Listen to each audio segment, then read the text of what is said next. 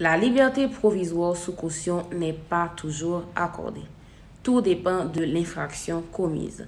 Dans cette vidéo, nous allons parler de ce qu'est la liberté provisoire sous caution et montrer dans quelles conditions elle peut être accordée. La liberté provisoire est une liberté sous condition accordée à l'inculpé en attendant son jugement. Donc, quelqu'un qui est arrêté peut être mis en liberté par le juge en attendant la fin de l'instruction ou du jugement moyennant la consignation d'une somme d'argent par le prévenu afin de garantir premièrement sa présentation au tribunal et deuxièmement, c'est une garantie pour la victime en cas de dommages-intérêts. Donc la liberté provisoire sous caution n'est pas possible dans tous les cas.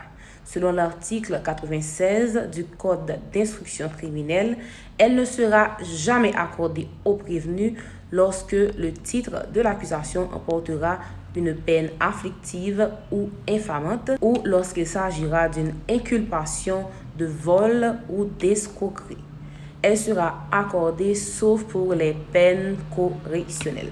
À noter que la peine afflictive qualifie les peines qui punissent le criminel corporellement. Par exemple, on a la réclusion criminelle à perpétuité ou à temps, la détention criminelle à perpétuité ou à temps.